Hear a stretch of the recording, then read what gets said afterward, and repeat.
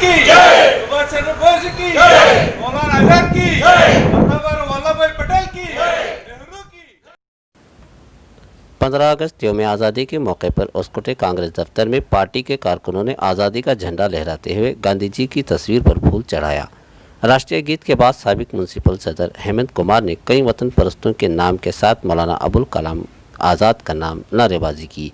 इस मौके पर बेंगलुरु जिला ब्लॉक कांग्रेस सदर मुनशामप्पा, बेंगलुरु नॉर्थ जिला ब्लॉक कांग्रेस सदर doctor Sagir Ahmed Noorullah, Hoskote town minority सदर अकबर पाशा, नायब सदर अब्दुल करीम उर्फ मौला, बेंगलुरु रूरल जिला माइनॉरिटी नायब सदर फयाज अहमद वगैरह मौजूद रहे। इनके साथ महिलाओं ने हेमालता, शोभा वगैरह भी मौजूद रही। इस मौके पर डॉक्टर सगीर अहमद नूरुल्ला ने आपसी इत्तेहाद, अमन व सलामती के ताल्लुक से अपने ख्यालात का इजहार किया और फयाज अहमद ने कहा कि हम लोग हमारे अपने ही मुल्क में गुलाम बनकर रहे थे, इस गुलामी से कांग्रेस पार्टी ने निजात दिलाई। इस मौके पर इन्होंने कहा कि हल्के में कांग्रेस लीडर मकामी होना चाहिए। सदाई हिंद उर्दू में इम्तियाजुल्लाह खान। वो इंडिपेंडेंट के टेम्पो, जब आज़ादी की लड़ी के टेम्पो, हर आदमी घर से निकल को लड़ी में शिरकत था। ಅರ್ಥ ಏನಪ್ಪ ಅಂದರೆ, ಸುಮಾರು ವರ್ಷಗಳಿಂದ ನಾವು ಗುಲಾಮಗಿರಿಯಾಗಿ ಜೀವನ ಮಾಡ್ತಾ ಇದ್ದೀವಿ. ಈ ಗುಲಾಮಗಿರಿಯಿಂದ ಬಿಡುಗಡೆ ಮಾಡಿಕೊಟ್ಟ ಯಾರಂದ್ರೆ, ಈಗ ನಮ್ಮ ಅಧ್ಯಕ್ಷರು ಹೇಳಿದರು ಹೆಸರುಗಳು. ಇವರು ಸ್ವಾತಂತ್ರ್ಯ ಮುಂಚಿತವಾಗಿ ಇವರು ಏನಂದ್ರು, ಕಾಂಗ್ರೆಸ್ನ ಸೃಷ್ಟಿ ಮಾಡೋದು. ಆ ಕಾಂಗ್ರೆಸ್ ಆವಾಗ ಸೃಷ್ಟಿಯಾಗಿ ಬಂದ ಆ ಪಕ್ಷನೇ ಈ ನಮ್ಮ ಕಾಂಗ್ರೆಸ್ ಪಕ್ಷ. ಇವತ್ತಿನ ದಿವಸ ಈ ಪಕ್ಷದಲ್ಲಿ ನಮ್ಮ ಹೊಸಕೋಟೆ ತಾಲೂಕಿನಲ್ಲಿ ನಾಯಕರು ಇಲ್ಲ ಅಂತ ನಾವು ಯೋಚನೆ ಮಾಡ್ತಾ ಇರೋದು ನಮ್ಮ ಬೇರ್ಪುಕ್ತನ. ನಮಗೆ ಕಾರಣ ಏನಂದ್ರೆ, ಇದ್ದಾರೆ ಆದ್ರೆ ಹೊರಗಡೆಯಿಂದ ನಾವು ಅದೇನೋ ಒಂದು ಕತೆ ಹೇಳ್ತಾರೆ, ಮೊಗಲ್ ಮೇಲೆ ಪಕ್ಷರಾಗಲ್ಲ ಗೋನ್ಸಬಿ ತಿಂಡಾರಮ್ಮ. ಈಗ ಇದ್ದಾರೆ ನಾಯಕರು ಇರ್ಬೋದು. ಚಿಕ್ಕೇಗೌಡರು ಇದ್ದ ಜಮಾನದಲ್ಲಿ ನಮ್ಮ ಹೊಸಕೋಟೆಯಲ್ಲಿ ನಮ್ಮ ಮನೆಯಲ್ಲಿ ನಮ್ಮ ನಾಯಕರು ಇದ್ಮೇಲೆ ಹೊರಗಡೆಯಿಂದ ನಾವು ನಾಯಕರು ಹುಡ್ಬೇಕಾಗ್ತಾ ಸಾಧ್ಯ. ನಮ್ಮ ಮನೆಯಲ್ಲಿ ಯಾರಿಗಾದ್ರೂ ನಾಯಕರು ಮಾಡ್ಬೇಕು ನಾವು. ಯಾಕೆ ನಮ್ಮ ತಾಲೂಕಿನಲ್ಲಿ ನಾಯಕರು ಇಲ್ವಾ? ಯಾಕೆ ಇಲ್ಲ?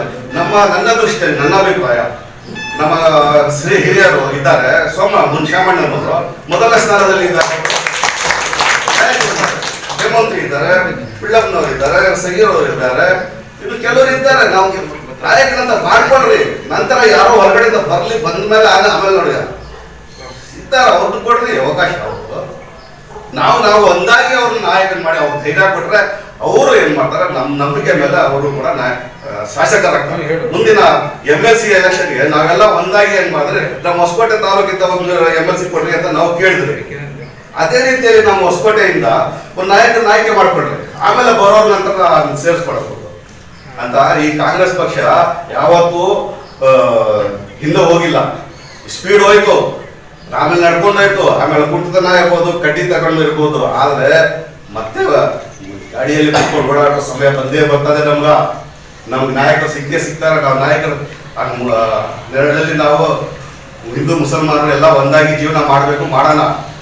ಅದೇ ಇದಕ್ಕೆ ಕಾಂಗ್ರೆಸ್ ಯಾರ್ದು ಸೋಲಿಲ್ಲ, ಯಾರು ಇಲ್ಲ ಅಂತ ಹೇಳೋದಕ್ಕೆ ನಾವು ಹೇಳಬಾರ್ದು. ಮತ್ತೆ ಈ ಸ್ವಾತಂತ್ರ್ಯ ಬಂದಿರೋದು ನಮಗೆ ಎಲ್ಲರೂ ಹೊಂದಾಣಿಕೆಯಿಂದ ಒಂದು ಏಕತೆಯಿಂದ ಜೀವನ ಮಾಡಬೇಕು ಅಂತ ನಾವು ಇಲ್ಲಿ ಇದ್ದೀರಿ. ಹಿಂದೂ ಮುಸಲ್ಮಾನರು, ಸಿಖ್ ಇಸಾಯಿ ಎಲ್ಲರೂ ಅಣ್ಣ ತಮ್ಮಂದಿರಾಗಿ ಜೀವನ ಮಾಡಬೇಕು ಅಂತ ಎರಡು ಮಾತಾಡಿದಕ್ಕೆ ನನಗೆ ಅವಕಾಶ ಕೊಟ್ಟಿದ್ರೆ, ಅದಕ್ಕೊಂದು ಕವಿತೆ ಅಂತ ಹೇಳ್ತೀನಿ ಈ ಭಾರತ ವಿಷಯದಲ್ಲಿ.